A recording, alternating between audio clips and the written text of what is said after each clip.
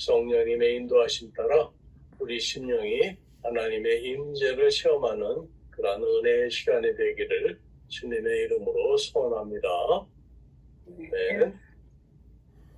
다니엘서 9장의 이 70일의 환상 우리가 많은 시간을 지나면서 함께 살펴봤죠. 근데 이 환상은 다니엘의 그 기도 다음에 나오는 내용이기 때문에 전에 있었던 환상들 우리가 여태까지 살펴본 2장과 7장 그리고 8장과 상관이 없는 것 같으나 이 8장에서 나타났던 이 가브리엘 천사가 9장에서도 나타나고 있다는 점을 감안해 볼 때 밀접한 관련이 있음을 알게 됩니다.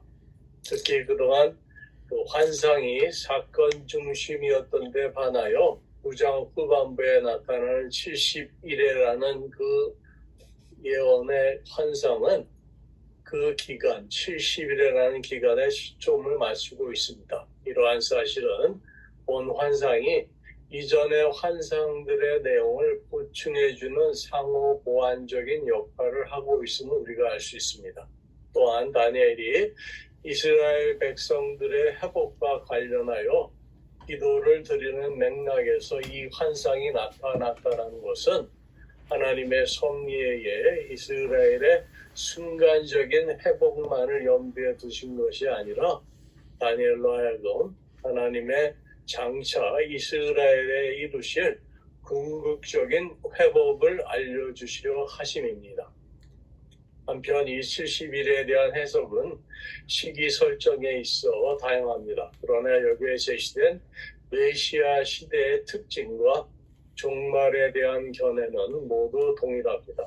특히 메시아 시대에 있을 측면들이 나타났는데 그때는 허물이 그치며 죄가 끝나며 죄악이 용서됨으로 세 가지가 묘사되어 있습니다. 허물, 죄 그리고 죄악은 인간이 하나님을 떠남으로 당한 저주의 성격을 보여줍니다. 이러한 부정적인 양상들은 예수 그리스도의 재림, 다시 오심으로 인하여 완전히 제거될 것입니다. 메시아 시대에 있을 또 다른 측면들은 메시아 시대는 영원한 의가 드러나며 환상과 예언이 응하며 또 지극히 거룩한 이가 기름 부음을 받는 일이 발생합니다. 그러니까 여기서 의란 죄가 제거된 이후에 일어나는 동시적인 현상입니다. 그 죄가 제거되면 완전하고 영원한 의를 덧입는 것입니다. 그래서 로마서 3장 22절 말씀으로 이렇게 말씀을 하십니다. 곧 예수 그리스도를 믿음으로 말미암아 모든 자에게는 그에 미치는 하나님의 의인이 차별이 없느니라고 말하고 있습니다. 이는 만민이 이제 그리스도로 말미암아 의롭다 하심을 받을 기회를 얻었다는 것입니다. 그리고 메시아에 대한 환상과 예언이 성취되었기 때문에 하나님의 의가 그리스도를 통하여 나타남으로 말미암아 영원한 의가 가능해진 것입니다. 이상과 같은 예언은 예수 그리스도에게서 온전히 이루어졌습니다. 옛적의 선지자들을 통하여 여러 부분과 여러 모양으로 우리 조상들에게 말씀하신 하나님이 이 모든 날 마지막에는 아들을 통하여 우리에게 말씀하셨으니 이 아들을 만유의 상속자로 세우시고 또 그로 말미암아 모든 세계를 지으셨느니라고 히브리서 1장 1절에서 2절 말씀으로 우리에게 오늘 말씀하고 계십니다. 또한 지극히 거룩한 이가 기름 부음을 받게 되고 이 기름 부음 받으신 예수 그리스도가 이 세상에 오심으로 이 땅에 하나님의 나라가 임하며 그의 다스림으로 더욱 온전한 평화와 자유가 성취되게 되었습니다. 이는 그리스도의 초림에 의해 성취되었다가 후에 그의 재림으로 완성됩니다. 그래서 전장 9장에서는 70일의 환상을 통하여 역사적으로 예루살렘의 회복을, 궁극적으로는 영원하신 하나님 나라를 묘사하고 있습니다. 또한 하나님 나라와 세상 나라 사이의 갈등 상황과 결과에 대해 직접적으로 언급하였습니다. 반면에 이제 본장 10장부터 전개되는 일련의 환상들은 앞으로 12장까지 이 갈등의 궁극적인 원인과 성격에 초점을 맞추고 있습니다.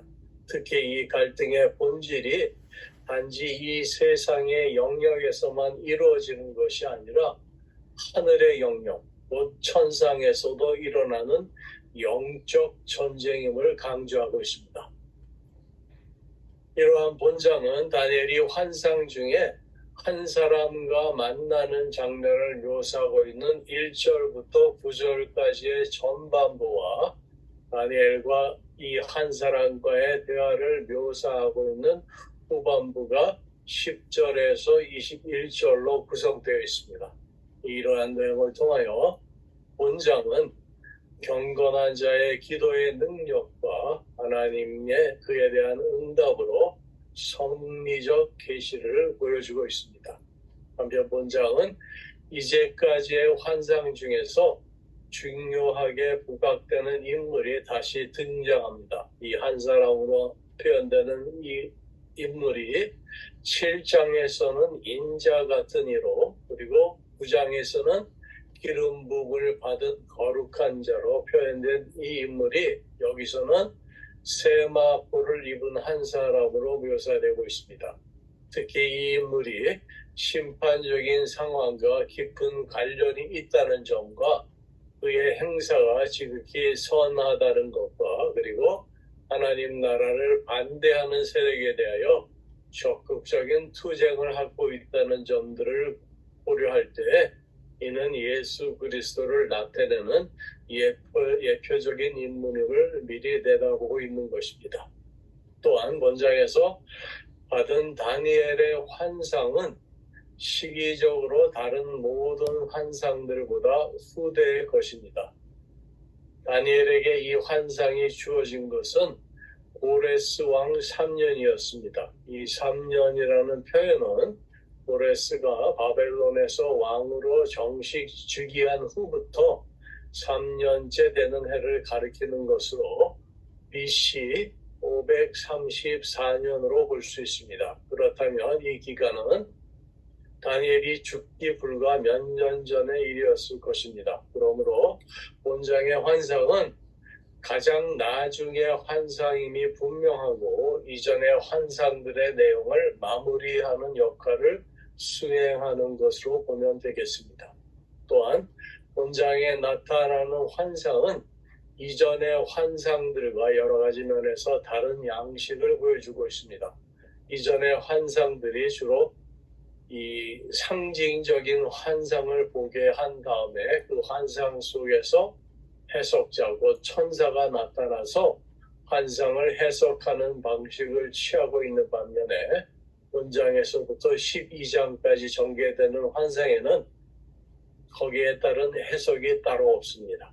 특히 환상을 통해서 계시를 전달하는 방식이 이전의 내용들 속에서는 주로 보는 것에만 의존되어 있는 반면에 본장의 계시 방법은 들음을 통한 형식이 두드러지게 나타납니다. 그리고 본장의 환상은 이전의 환상들보다 직접적이며 덜 암시적이라 하겠습니다. 그러나 이러한 방식의 차이점에도 불구하고 10장에서 12장의 환상은 내용이나 성격에 있어서 이전 환상들과 유사한 점이 많습니다. 그럼 이제 본문으로 들어가 보겠습니다. 1절 보세요. 바사왕 고레스 제3년에 한 일이 벨드사살이라 이름한 다니엘에게 나타났는데 그 일이 참되니 곧 큰 전쟁에 관한 것이라. 다니엘이 그 일을 분명히 알았고 그 환상을 깨달음이라 말하고 있습니다. 이제 12장까지 계속되는 본서의 마지막 환상이 시작되는 부분입니다. 이 환상을 통한 계시는 그 내용과 형식에 있어서 8장 여러분들 기억나세요? 8장 환상이 뭐였었죠? 숫양과 숫염소의 환상입니다. 이 환상과 밀접한 관련을 가지고 있습니다. 또한 이는 바사제국의 통치 때부터 세상 끝날까지의 세계 역사와 이와 관련한 이스라엘의 미래가 예언되고 있습니다. 그래서 이걸 풀어서 오늘 말씀을 보면 이 바사왕 고레스 3년이라고 나오죠. 이제 시기와 때를 저희들에게 알려주는데 이 고레스는 옛 바사 지역의 왕이었던 캄비사세 1세와 메대왕 아스티아게스의 딸 만데인 사이에서 태어나서 나중에 메대와 바사 제국을 통합해 강력한 페르시아 제국을 건립한 고레스 2세를 가리킵니다. 또한 그의 즉위 3년이라는 것은 그가 외삼촌인 그 다리오 왕의 6장에 나오죠.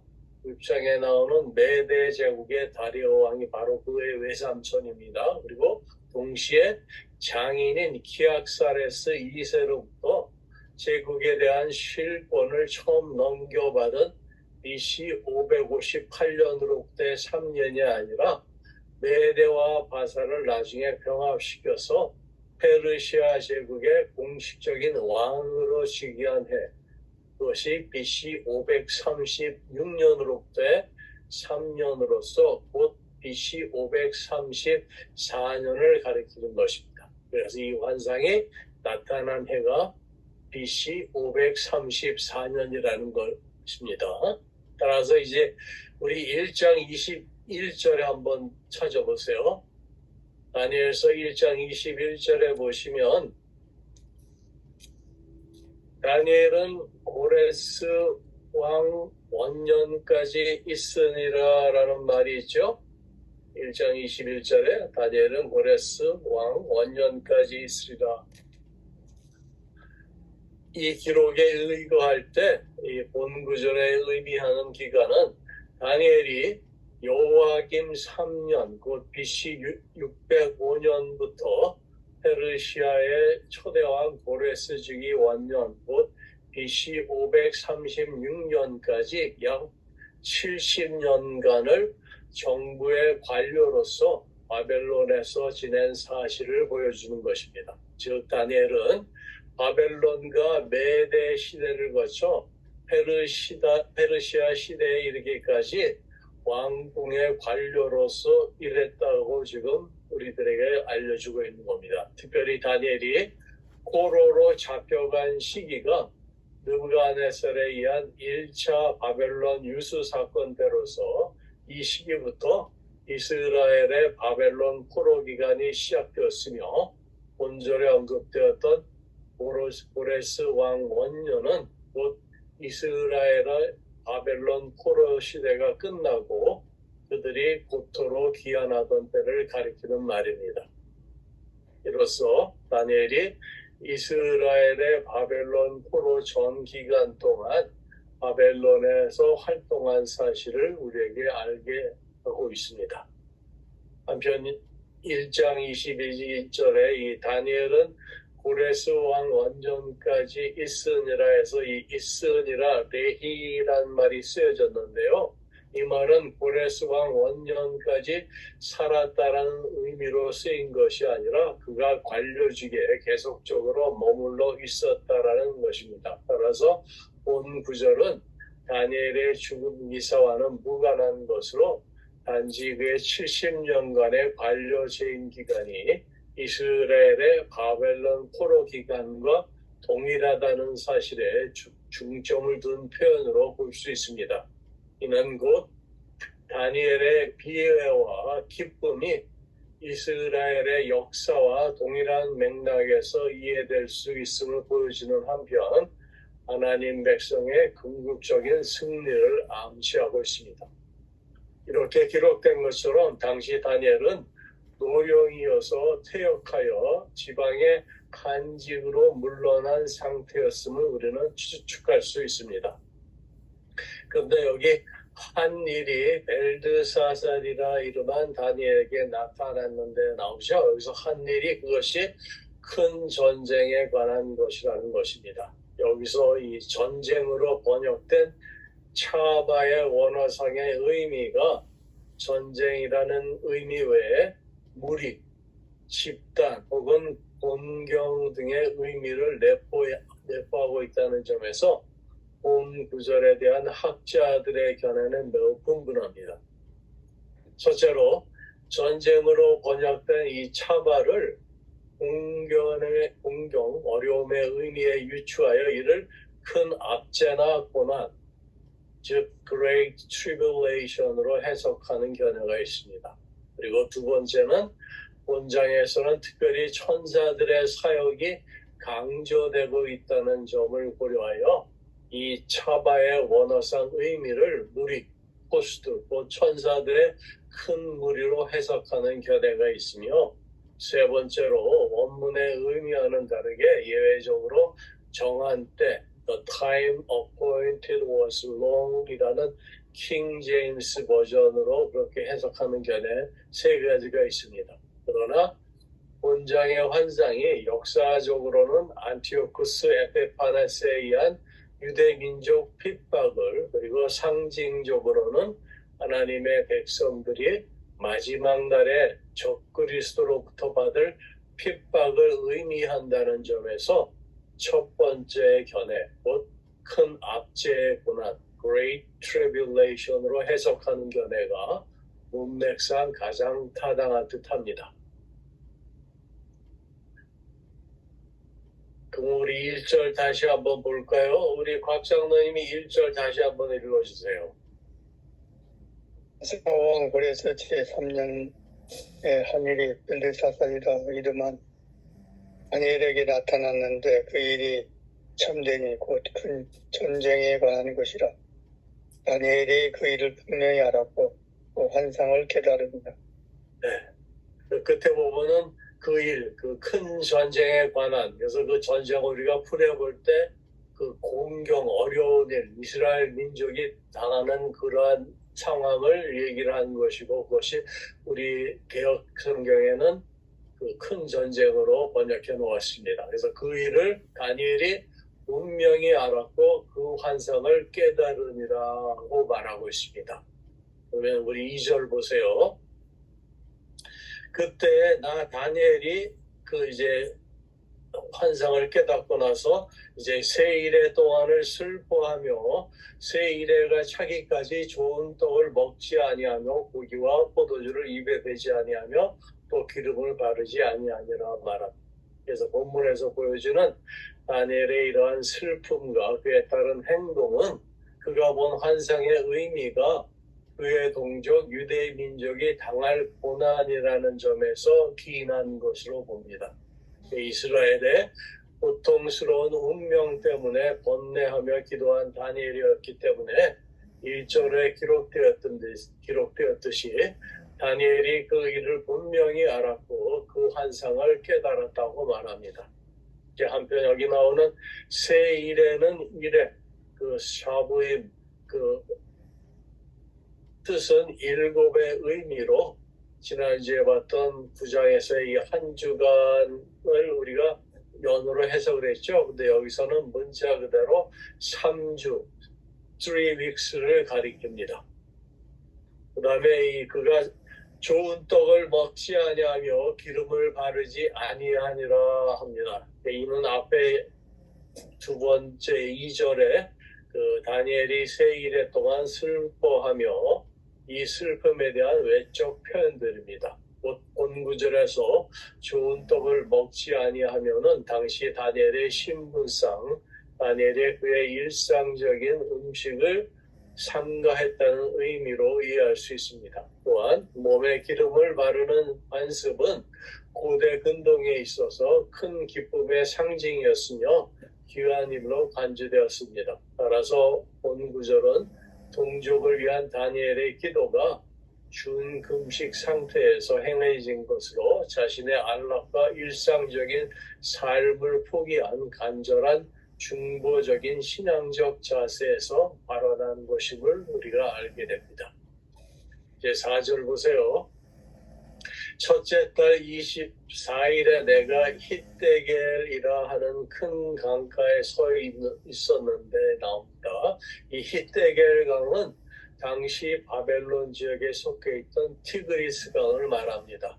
예, 첫째 달 24일, 정월 24일은 유대의 그 종교 달력상 이 정월이 니스아놀이라고 하는데 이 니스아놀은 6월절 절기가 속해 있는 달이었습니다.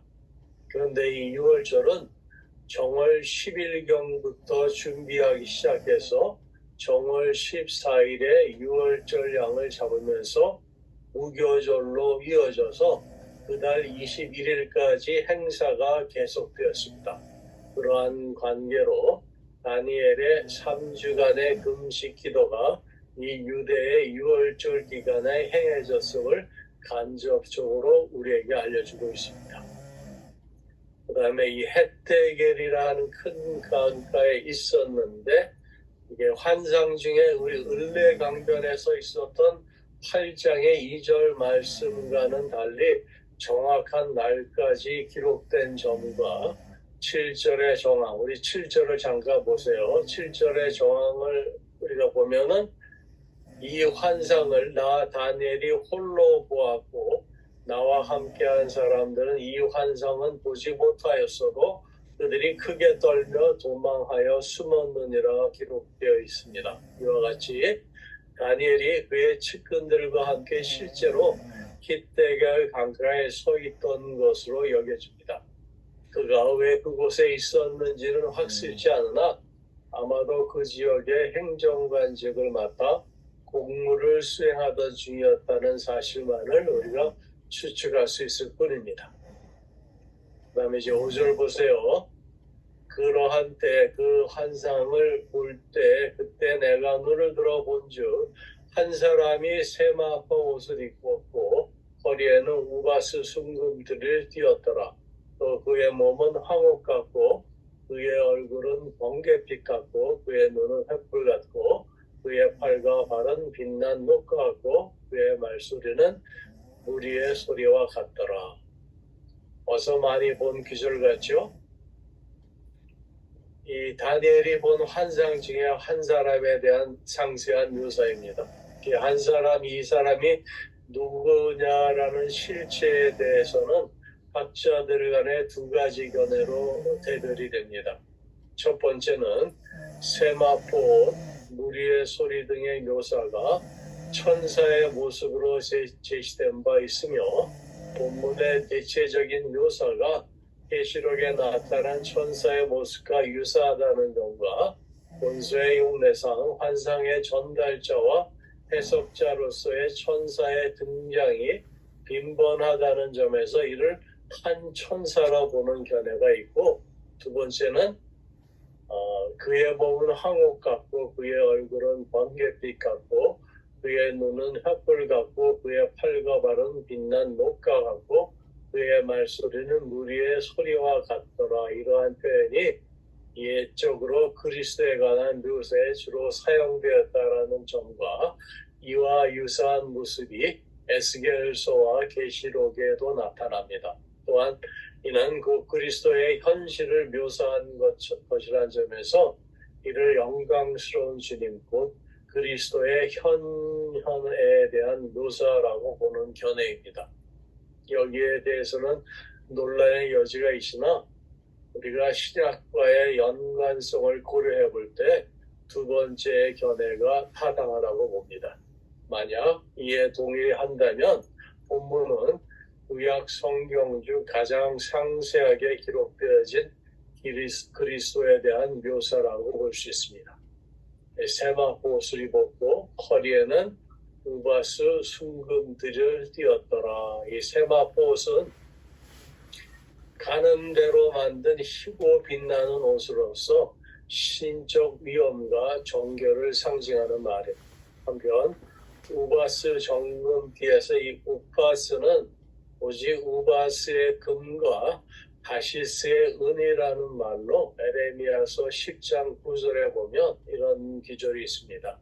다시스에서 가져온 은박과 우바스에서 가져온 금으로 꾸미되 기술공과 은장색의 손으로 만들었고 청색 자색 옷을 입었나니 이는 정교한 솜씨로 만든 것이거니와 기록된 것처럼 이에 미루어서 우바스는 금이 생산되는 한 지역에 대한 명칭으로 이해할 수 있습니다.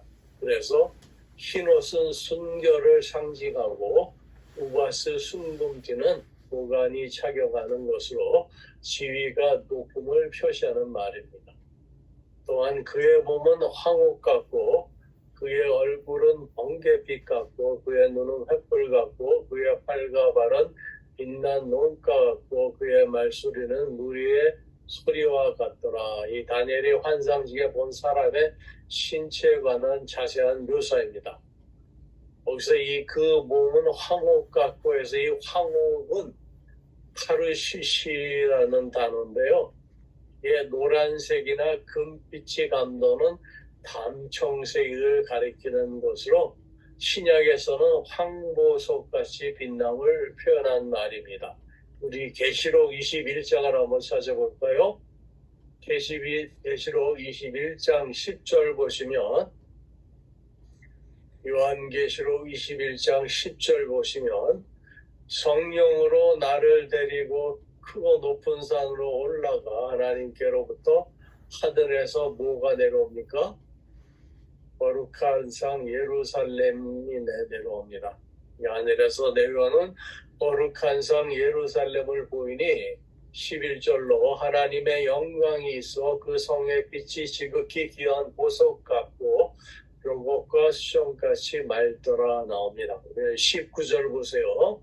19절 보시면 그 성의 성곽의 기초석은 각색 보석으로 꾸며졌는데 첫째 기초석은 벽옥이요, 둘째는 남보석이요, 셋째는 옥수요, 넷째는 녹버섯이요, 20절로 다섯째는 홍만어요, 여섯째는 홍보석이요, 여기 나오는 일곱째가 바로 황옥입니다. 일곱째는 황옥이요, 여덟째는 녹옥이요, 아홉째는 다마옥이요, 열째는 비치옥이요, 11번째는 청옥이요, 12째는 자수정이라. 그래서 일곱째에 나오는 이 황옥이 그의 몸은 황옥 같고 해서 똑같은 황옥이 여기 계시록에 나옵니다. 한편 이 얼굴에 번개빛이나 횃불 같은 눈은 우리 계시록 1장 14절 보세요. 1장 14절에 보시면 그의 머리와 털의 희기가 흰 양털 같고 눈 같으며 그의 눈은 불꽃 같고 라고 나오죠. 이와 같이 그리스도의 모습으로 표현된 것으로서 그의 깊은 통찰력과 악에 대한 격렬한 진노를 의미하는 말입니다. 또한 무리의 소리는 에스겔서 1장 24절에서 이런 기절이 있습니다. 생물들이 갈 때 내가 그 날개 소리를 들으니 많은 물소리와도 같으며 젖는 자의 음성과도 같으며 떠드는 소리 곧 군대의 소리와도 같더니 그 생물이 설 때 그 날개를 내렸더라라고 기록하고 있습니다. 이처럼 젖는 자의 현년 때 들려졌던 많은 물소리나 군대의 소리와 같은 뜻으로 이 무리의 소리가 같은 의미로 쓰여졌습니다. 이제 7절 보세요. 이 환상을 나 다니엘이 홀로 보았고 나와 함께한 사람들은 이 환상은 보지 못하였으므로 그들이 크게 떨며 도망하여 숨었느니라 말합니다. 이 나 다니엘이 홀로 보았고 이는 이하 문장과 함께 다니엘이 그의 수행원들과 함께 히데겔 강가에 있었음을 입증하는 것입니다. 한편 이 구절에서 다니엘만이 이 환상을 보았으며 그 나머지 사람들은 신적 존재의 임재를 느끼고 도망했다는 사실로 미루어 이 계시의 사실성을 부각하고 있습니다. 이러한 예로 신약에서 우리 사도행전 22장을 보시면 사울이 가는 중 다메섹에 가까이 갔을 때 오정쯤 되어서 호련히 하늘로부터 큰 빛이 나를 둘러 비치매 22절 7절 말씀으로 내가 땅에 엎드러져 들으니 소리 있어 가로되 사울아 사울아 내가 왜 나를 박해하느냐 하시거늘 나와 함께 있던 사람들이 빛은 보지 못하면서 나에게 말씀하시는 이의 소리는 듣지 못하더라고 나오고 있습니다. 똑같은 그러한 예를 보이고 있고 사도행전 9장 7절에서도 같이 가던 사람들은 소리만 듣고 아무도 보지 못하여 말을 못하고 서 있더라라고 기록하고 있습니다. 이와 같이 그러므로 나만 홀로 있어서 이 큰 환상을 볼 때 내 몸에 힘이 빠졌고 나의 아름다운 빛이 변하여 썩은 듯하였고 나의 힘이 다 없어졌으나 라고 기록하고 있습니다. 여기서 내 몸에 힘이 빠졌고 문자적으로는 내 몸에 남아있는 힘이 하나도 없고란 뜻으로 나의 힘이 다 없어졌고란 말과 함께 다니엘이 그 장엄한 신적 환상 앞에서 그의 몸을 주체할 수 없을 만큼 쇠진해 있었음을 보여주는 말입니다. 그 다음에 나의 아름다운 빛이 변하여 썩은 듯하였고 여기서 이 아름다운 빛은 낯빛, 즐기던 빛과 같은 의미로 얼굴에 나타난 신선한 생기를 말합니다. 따라서 본 구절은 생기 있는 산자의 얼굴빛이 마치 죽은 자처럼 변했다는 의미로 해석을 합니다. 이는 환상의 그러한 신적 권위에 압도당한 다니엘의 내적 외적 상태를 극명하게 우리에게 보여주고 있습니다. 9절 보세요. 내가 그의 음성을 들었는데 그의 음성을 들을 때 내가 얼굴을 땅에 대고 깊이 잠들었느니라. 한 손이 있어 나를 어루만지시기로 내가 떨었더니 그가 내 무릎과 손바닥이 땅에 닿게 일으키고 이 9절 보시면 땅에 대고 얼굴을 땅에 대고 깊이 잠들었느니라고 번역을 해놨습니다. 이 번역된 단어가 라담이라는 단어인데요.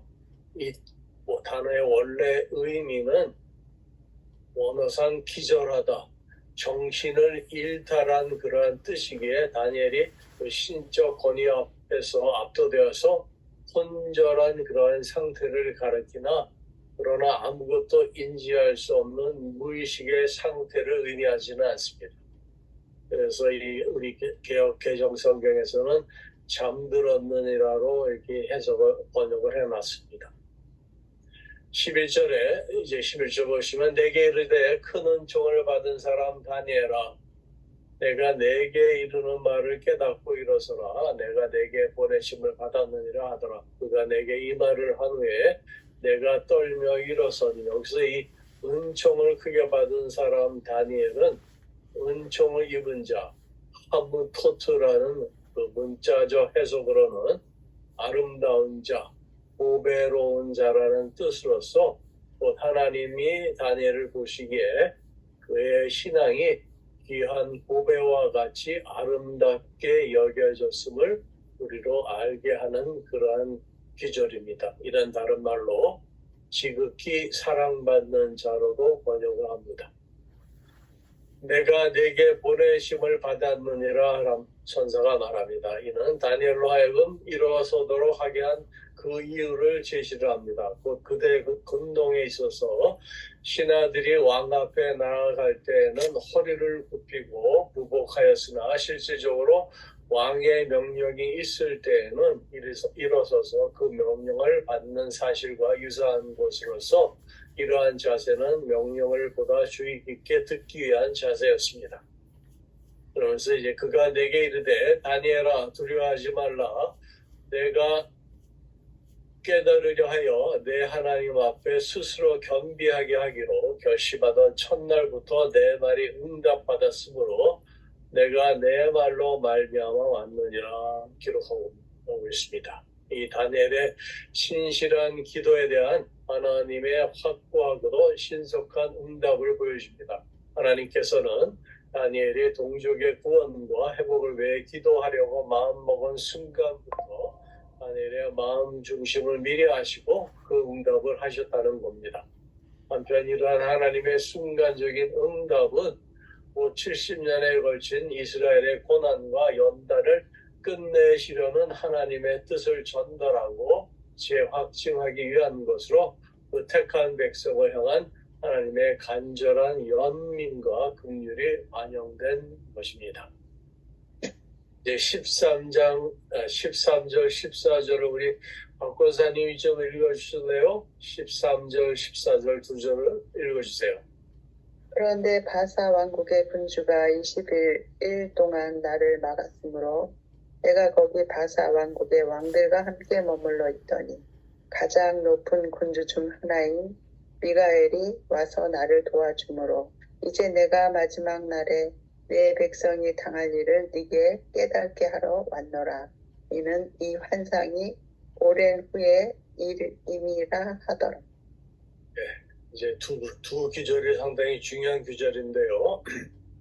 다니엘의 기도에 대한 신속한 응답이 지체된 이유가 설명되고 있습니다. 이 말은 다른 말로 이 영적 전쟁, 천상 전쟁에 묘사하는 부분인데요. 바사 왕국의 군주가 막았으므로라는 말이 나옵니다. 그래서 이 군주는 원어상 일반적인 왕을 가리키는 멜레크와는 달리 두목, 통치자 또는 지배자란 뜻으로 쓰여졌는데 이는 곧 하반절의 천사 미가엘에 대한 문장이라는 표현과 함께 영적 존재를 일컫는 말로 여기서는 쓰여졌습니다. 그래서 여기서의 바사 왕국의 군주에서 이 군주는 통상적인 페르시아의 왕들을 지칭하는 것이 아니라 페르시아 제국의 수호신에 해당하는 악령의 세력을 상징하는 것입니다.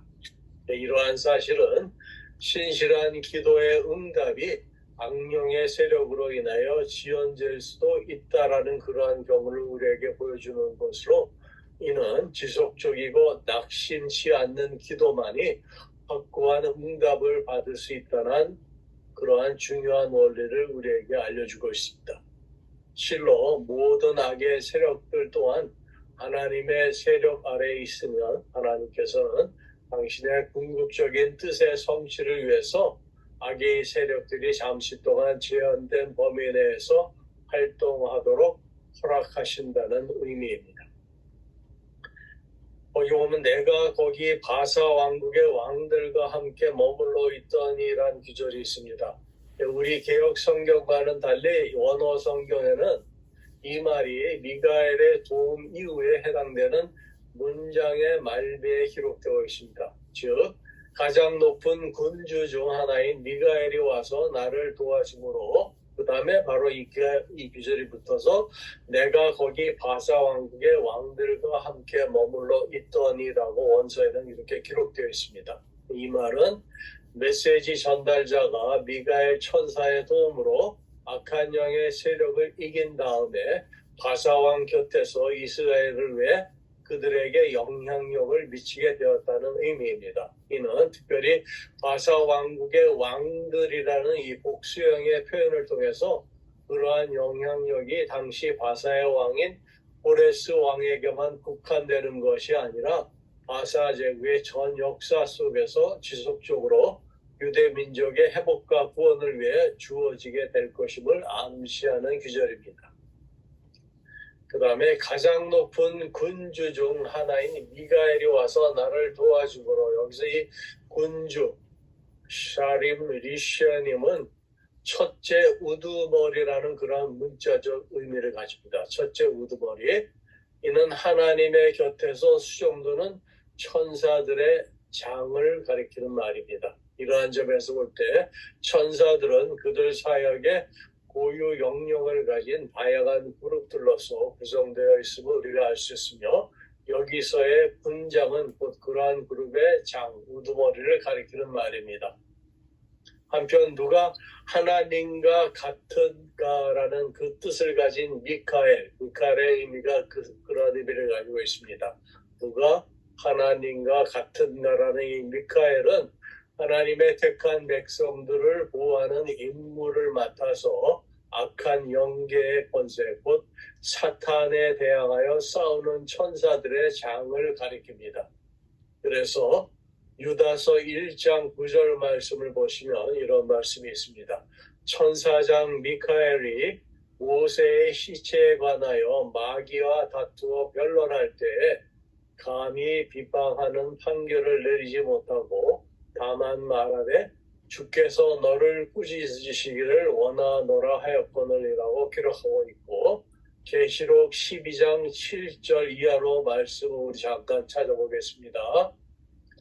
계시록 12장 7절에서 9절까지 말씀. 이권사님, 계시록 12장 7절에서 9절 말씀 읽어주실래요? 네, 계시록 12장 7절에서 9절 말씀이요.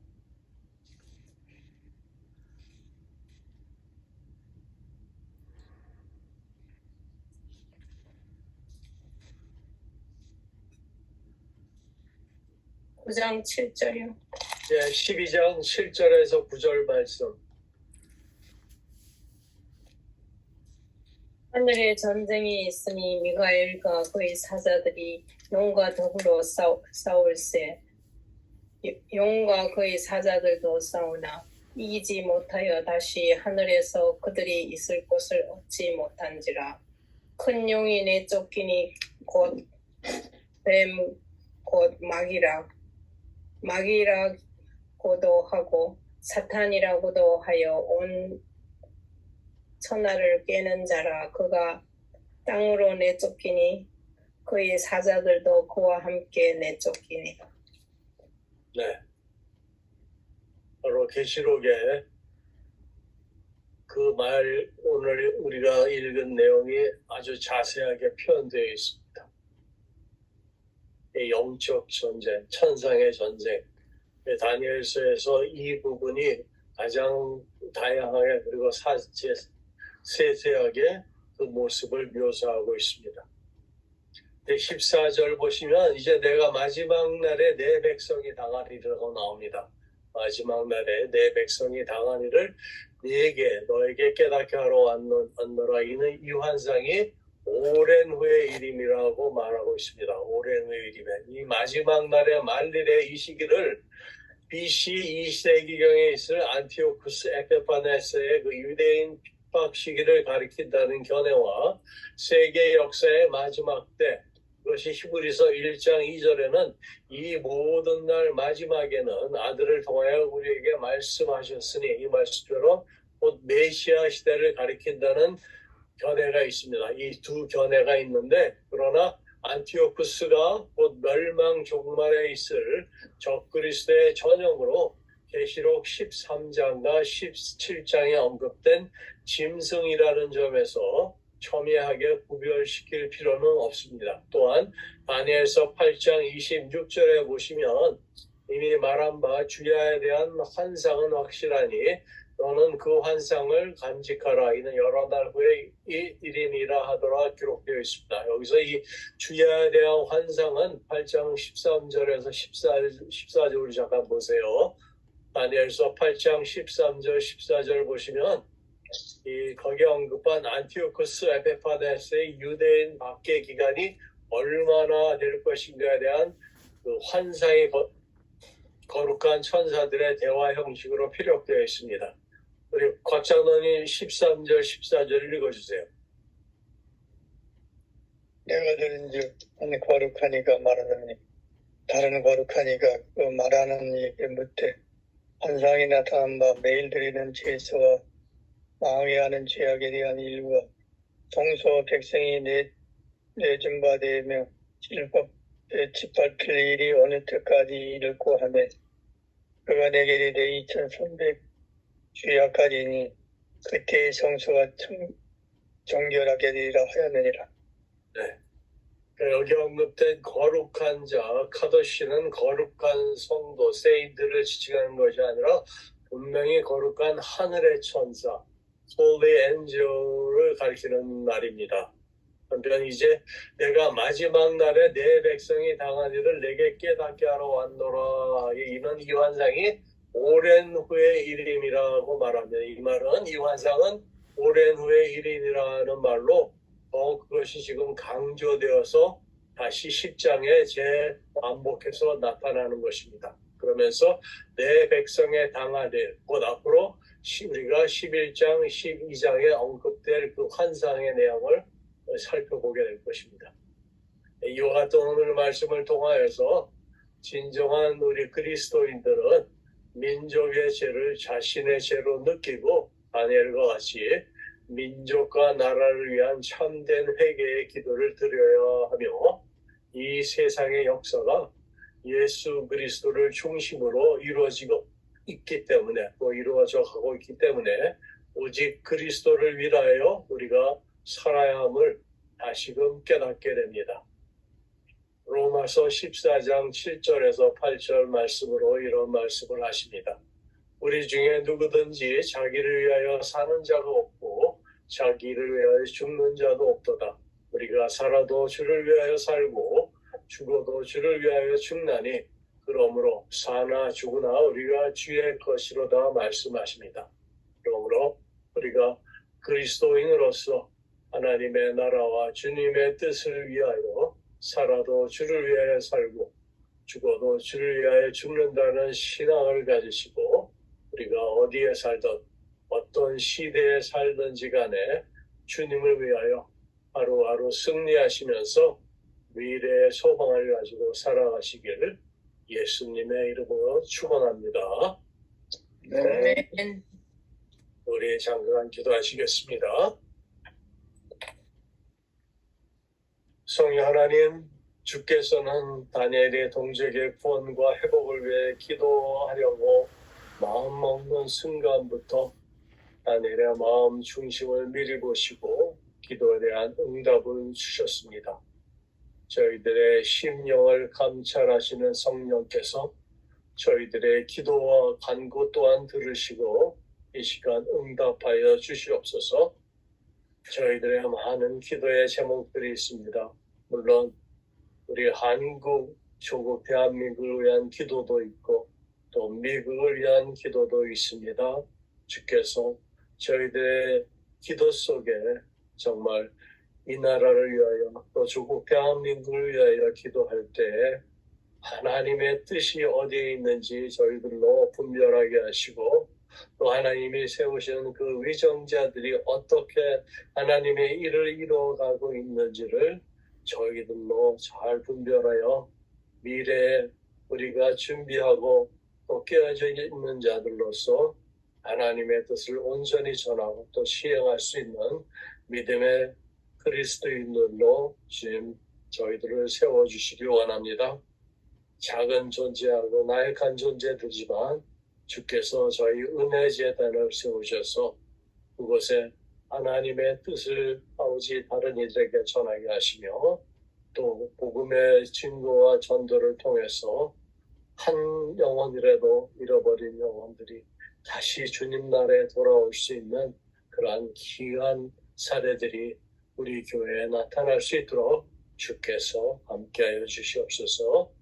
이 늦은 밤 시간에 저희들과 함께 하시고 또 말씀으로 나타나 보여주심을 감사드리며 살아서 역사하시며 우리와 함께 하시는 예수님의 이름으로 감사하며 기도드렸습니다. 아멘. 감사